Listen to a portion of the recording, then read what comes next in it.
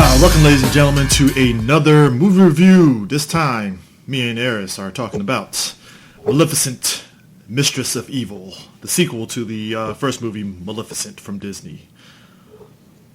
I already see this movie raking in over 100 million opening weekend, and I also see it at least reaching its near 800 million? Somewhere around there. I think The the first first- movie 800 million worldwide. Yeah. I can already see a sequel doing that. Yeah. So I'm mixed in a way about this movie, even though I felt overall I enjoyed the movie. I'm very mixed on the movie a bit. So my biggest, one of the things coming off the first movie is that they flipped the whole script on who Maleficent is and stuff, and she isn't as evil as we thought because somebody else she fell in love with betrayed her, and she doesn't believe in love anymore after that, and then she got her wings back, and she's the Maleficent that we know and stuff. I think even in the first movie she transformed into a dragon at one point. Mm-hmm. So when they said they were doing Mistress of Evil, I was assuming that this is going to be the movie where this is where she's going to finally heel turn and go full evil, like we knew. Like the title suggested. Yeah, and turns out it's really a movie about Michelle Pfeiffer and Angeline Jolie chewing the scenery. Not only do they chew the scenery, but hold on, this is our embargo review that we're doing. Oh yeah. Okay, so anyway, no spoilers. But no, I'm just gonna put it this way, without giving any spoilers. You could say that the one person in this movie that's truly evil should have been the title character. Yeah. I'll say that. I mean, but this is going off of my interpretation of the character that I've known for since I was a kid. You know what I mean? Yeah. So the basic premise is that it's basically like Meet the Parents / X-Men Dark Phoenix / Avatar. I do not want to say. I really do not want to say X-Men Dark Phoenix. Can we not? Can we stop beating up on that movie, please? I'm not even trying to beat up the movie, but I'm just sitting back like there's a lot of allegories from that movie in this movie. There is, especially when people go out and make the joke like, oh, when a Disney movie does a better X-Men Dark Phoenix than X-Men Dark Phoenix, oh, you got a problem. I get it. I mean, that's probably if people actually pick up on that, but if we're gonna get with the two, it was basically Meet the Parents / Avatar. It was a lot of that. / other magic movies that you've seen before, and stuff. And I feel that might be a hit or miss for a lot of folks. Some people will probably eat it up. And, I mean, we had kids at ours, so the kids ate it up, clearly. And something I definitely want to point out, the movie is visually, unbelievable. It's probably one of the most beautiful movies I've watched this year. Oh, yeah, definitely great. And basically, Princess Aurora, she wants to get married to Prince Philip. This is Elle Fanning and Harris Dickinson. They are reprising their roles from the first movie. And she wants to get married. Philip proposes to her. Yeah. And basically, Maleficent is basically Aurora's surrogate mother to an extent, basically. And Philip's parents, the king is the whole the big emphasis that the king in the movie overall hits on is this whole thing of unity between nature and society, basically. And, he's for it. And if you could tell from the trailer and even this movie, clearly Michelle Pfeiffer ain't having it. Oh yeah, she has she has no plans of trying to side with side with them on this. I ain't co-signing it, basically. Yeah, and that's why I said it's the scenery is chewing, because even I like Angeline's Maleficent because clearly it looks like Angeline is having fun in the role. Oh, you can tell she had so much fun with this movie compared, like probably more so than the first movie. Yeah, 'cause I think the first movie, it felt like it was kind of an experiment on, and I think that was like early Disney live action. It was kind of like an experiment on how's this going to actually go. Mm-hmm. So now, after you get all the stuff in the first movie out the way, the second one you can really kind of go full tilt and stuff. So you have that little subplot with there, and then you have another subplot with the some of the forest people being kidnapped and stuff, and being used for a possible warfare down the line. I'm not going to really express how that happens, but the whole act of it and stuff it's interesting, to say the least. Yeah, like to sum it up, one side is gathering materials to vanquish its enemies by making by making their own enemies disappear. Mm-hmm. And then the other half of it is a plot point that I honestly, I wish it felt that it came out of nowhere. It did come out of nowhere, because that was my interpretation. Like when it happened in the movie, I'm like, wait, hold on. Yeah. So, and this is, I mean, it's not really a huge spoiler, to be honest and stuff. So, Maleficent isn't the only one. Yeah, she isn't the only one, and Chiwetel Ejiofor and Ed Skrein are like two people that kind of represent said people that shows that she's not alone. And it comes out of nowhere, and you're sitting up there like, well, hold on, like, wait a minute, where is this coming from? And when it comes out of nowhere, the whole time you're going to be like, all right, movie, you got some explaining to do. And it addresses the fact that I felt this movie had too many damn subplots going on. And it's like, dog, pick a fucking lane and stay with it. Now, does it have to be extremely basic? No. But, I was able to follow it for what it was. It didn't bother me, but it was like, did you have to? I mean, for me, I barely remember the first one. I think I only saw, like, part of it. But I understood it because I went back and I read basically I went back and read Cliff Notes of it. I didn't finish watching it, but I need to go back and finish watching the first movie. From what I saw, I was able to follow it very easily, and I understood everything. Again, I enjoyed it. I thought this was a very good movie. Yeah, I mean, like I said, it's a good, entertaining movie. I just felt that it just had so many subplots. Yeah. Just happening and stuff. It's like, all right, Michelle Pfeiffer doesn't like Princess Aurora for because of nature and stuff, and she's beefing with Maleficent, and she doesn't like the husband for some reason because the husband is too hippie for her. It's like, okay, it's like because nature and reasons. Yeah, Princess Aurora and Prince Philip, they love each other. And, I mean, you don't really have to go deep into their thing because it's a pretty simple thing. They both love each other clearly from the last movie. And they just want to get married and unite both kingdoms. And it's like, all right, cool. And then you got another subplot with Warwick Davis. He plays like an elf. That was Warwick Davis, wasn't it? Yeah, of course. Yeah. He plays an elf that works in the kingdom and stuff. So you got that. Then you got this whole thing with Sonic the Hedgehog that didn't go no fucking where. Honestly, I was wondering what was up with that. Was this Disney's way of trying to tell the people, hey, you people out there that are making a Sonic movie, this is, like, here, you're welcome. But the thing of it is, it was weird because they introduced this character, and I'm thinking he's going to play an important part, but he really doesn't. No, it really doesn't. If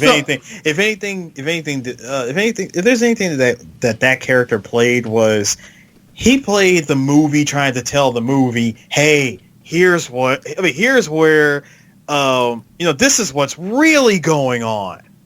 Yeah. That's all that character played. That character just played as the motivation to move the story along. Yeah, the magic and the elements and stuff. And I'm like, that's cool. And like I said, it played its part in showing, oh, kids, you like this cute little furry thing, right? All right, cool, Because apparently we didn't get enough of small, not even small, just, small creatures, huge creatures, like pretty much anybody from the forest. If you think you didn't see enough of them, within the first 15 minutes of the movie, get ready. There's a lot of them. Yeah, I mean, I would have to say the part with the with like what is it with the talking trees. yeah. I was very very close to saying I am Groot. Oh yeah, they're a factor in the first movie as well. They like basically all the forest animals and creatures and stuff are, they basically are carryovers from the first movie. Even the three witches. Yeah, the stuff. three witches. I was happy to see them again. Yeah, I mean, it is what it is and stuff. And like I said, they're the good addition and stuff. But I think like overall, like I said, we could tell Angelina Jolie is enjoying it and stuff. I'm still trying to get used to the sharp cheekbones of Maleficent. Yeah, because she didn't really. Well, again, going off of Kingdom Hearts and the animated films, she never really had that. I mean, it was like a look, but I don't know. It throws. I think the design of it and stuff is so live actiony. It throws me off a little bit, And I'm sitting there and I'm like, all right, cool. Let's see where this goes and stuff. And like I said, she's enjoying it. I don't know. It's like everybody in the movie, clearly they're playing their part in the movie.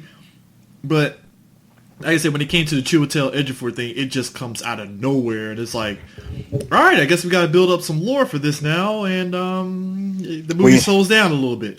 I mean, the movie explains its reason. Its reason for war, and the war scene. Holy crap! That was fun. Yeah, it was fun. I definitely I was kind of on the edge of my seat. I was like, man, like who's gonna get murked? I mean, but the whole, like I said, it reminded me of Avatar, straight up. Yeah, straight up, because it's like the visuals of it was great. It's like you pointed out that the CGI, I felt it was fine. Like there were a couple of spots where it was a little wonky, a little bit. I thought it was okay for as much CGI as there was in this movie. I was all right with it. I did enjoy Deval, the crow. He was actually pretty good. I like the effects for him and stuff. Transforming to the crow, transforms to other creatures and stuff as the movie progresses and stuff. It was actually pretty good. Ed Screen, he's kind of like... What's funny about him is that I always feel him and Jai Courtney, they always get put into these movies as like the brute person that represents whatever people and stuff. But like I said, he does his job and stuff, and it's fine. I don't know. It's hard to really go deeper into it, but like I said, the atmosphere and what they're doing is cool. I think what my issue is and stuff with this movie is that like I think because I'm so used to seeing Maleficent as this evil character, to a point, you kind of sit back and you're like, so how does this factor into Sleeping Beauty and all that stuff? Granted, the first movie did address that, but like now we're in this territory of like, all right, so what are we doing with Maleficent now? And I think that's what this movie kind of represents. It was like you didn't have to do a sequel, but it felt they did it. And because bear in mind, this movie takes place 5 years after the first movie, so that's one factor of it. What I want to know is, was this movie, like, since they were making a sequel, like, was this sequel supposed to be playing up to, like, an eventual third movie? I don't think you can do a third movie, man. Because at this point, I really feel, even with the story that they're telling in this movie, you'd be reaching for straws for a third movie. Yeah, because even though the first one, Maleficent, you're pretty much told the story of Sleeping Beauty, correct? Mm-hmm.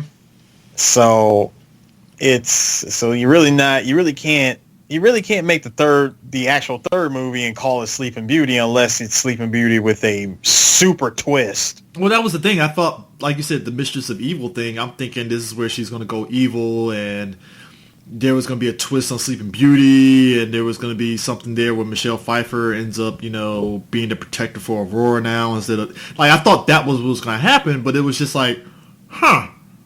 If anything, this movie definitely wrapped up there. Like, honestly, all there is of what you can do with the character. I mean, if they make another movie, And I think for this one, it would have to explore like more of Maleficent's backstory. Yeah. But even then, though, it's just like, I don't know, like I said, my issues with it aside, it's like I did enjoy watching it and stuff, but it was just like, there were certain things that just, like I said, the one plot point that just comes out of nowhere, and I'm like, hold up, where did this come from? Because even from the first movie, you never got any sort of indication of said plot point even being a thing. Mm-hmm. So that was what was weird about that. I was like, okay, and that's why I say overall the movie, while it's fun to watch and stuff, it's introducing so many subplots. Just like, okay, like pick a couple and just dish the other ones. Cause I can see that, but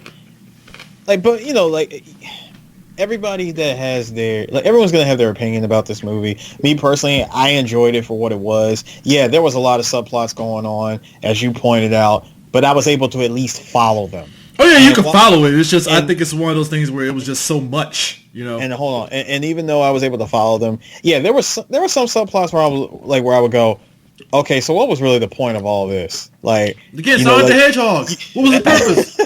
What was the purpose of this? If this was just to show off CGI eye candy, I could have got that with the war. I could have got that with at least 10 other scenes in this movie. This was cute, but come on. Yeah, and I don't know. It was just funny to me when they said a sequel. It's just you have to kind of like keep your expectations just kind of like, all right, this is a sequel to a movie. They're clearly having fun and they're hitting the unknown territory of doing something crazy, And it really, at the end of the day, reminded me of a very fun version of Huntsman: Winter's War. I don't know if you watched that sequel to the. I haven't. Yeah, it kind of reminded me of that because Huntsman's Winter's War was the sequel to Snow White and the Huntsman. And they did like an elaboration on like the you might as well say Elsa from fucking Frozen and stuff, and other things. And it was like, all right, cool, you did your little elaboration, but I just felt that movie was boring. Like I didn't care much for the story. And I feel with Maleficent, they managed to up the ante and at least make it fun to watch. Yeah. If it wasn't fun to watch, it was very pretty to look at. Yeah, it's fun and pretty to look at. And like I said, I think kids will like the movie. I can at least say that much because, like I said, we had a bunch of kids at our screener and they ate it up. Even the cute little Sonic the Hedgehog and the mushroom creatures and all that stuff, they ate it up. It was like, all right, cool. It's dope. So clearly this movie had a goal. They hit it, and I think if you're going with a kid, you'll probably enjoy it. If you're an adult, you'll probably enjoy it, but you definitely will start questioning certain subplots and just be like, well, that went nowhere, and why is that here, But, it is what it is. So, I'm trying to think. I know you hit the special effects definitely were pretty good. The special effects were good. The shots, like the way they shot a lot of scenes, again, A+ Disney. You never failed to disappoint on stuff like that. Oh! Michelle Pfeiffer, honestly, the two best characters, the two best actresses in this movie are Michelle Pfeiffer and Angelina Jolie. I really think that I think behind the scenes, there was an ongoing battle of who could chew the most scenery. Folks, there's a point. They're at the table sitting across from each other, and that's where the scenery chewing just starts. And they're just both like, I could chew it better. No, I can chew it better. Like the whole, the moment, and I waited at the moment Maleficent shows up, because, all right, just to describe one scene in particular, when Maleficent shows up to the castle, and come on, if Maleficent is gonna show up in town, she's gonna show up as Maleficent in her own way. Mm-hmm. So she shows up and everybody is freaking out. They're running for the hills, thinking that she's out to cause mayhem and destruction when she's only there to go with her surrogate, with her daughter. Yeah. She's just there to go to the Maleficent's castle. Here. She had no intention of doing anything evil. And I waited and waited. And the moment they got to the castle and both her and Michelle Pfeiffer meet each other, I had several announcers running through my head. I hear this battle is about to explode. Fight! go for broke. I heard, like, everything was like round one, go. Yeah, I mean, that's, yeah. They both definitely carry different sides of the movie and stuff, and they were great. Like I said, and it's not taken away from Elle Fanning's Princess Aurora. She does a pretty good job playing this girl that just wants Maleficent to concede her marrying Prince Philip and stuff, and Harris Dickinson does a fine job as Prince Philip with what he's given and stuff, because both of them two, we've seen this kind of love story before, so it's not anything new, but they do a fine job with it. They don't really deviate from that. Because even Robert Lindsay playing King John, I was fine with him because he's the typical king that's just like, hey, I just want these kingdoms to be united. I want peace. He was great. I mean, he was great as the king, but I will say this, without spoiling anything, he had the easiest role in this movie. Oh, bar none.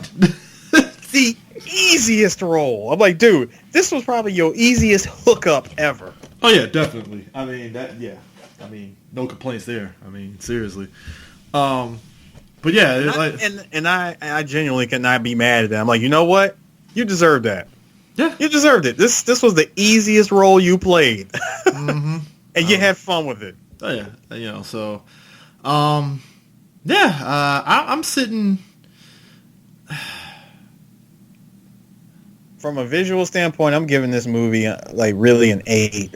Yeah, I'm sitting around 8 too with it. I enjoyed it and stuff. It's a good addition. I would actually be a bit mad if they do a third movie, because I really feel the way this movie kind of goes, you really don't open yourself up to a third movie unless you're really trying to cash grab the shit out of this. Yeah, unless you just came up with a completely original story. I mean, this movie is an original story. It ain't really. I mean, it's not really going off of anything. It's like we're in the uncharted territory at this stage. So that's what I mean. That's what I mean. Like go even more original by like I said, having it dive into a certain character's backstory. Yeah, like further going to that. Yeah, so. Like more. Kind of like a not Elseworld, but like in a different time. Yeah, that's true. Yeah, but that's it. And next time you hear us, will definitely be Zombieland. But I think that's it. I think we sitting at an 8. For the movie and stuff. And that's it. Let me ask you this. So the music choices in this movie, were you a fan of it? I was fine with it. I was fine with the music. No issues. I thought the score was good. Okay. Yeah, I mean, the music was fine for what it was. Like the war, all the music for different scenes worked and stuff. So I just wanted to throw that out there. 'Cause I keep forgetting about the music, and Disney is pretty good with scores, but it's one of those, like, if you have a specific person that's doing the score, you kind of remember it. In this movie, it's like I can kind of remember it, but not really. So right. Yeah. But yeah. Anyways, 8 out of 10. Maleficent Mistress of Evil. Catch you guys later. Peace. Done.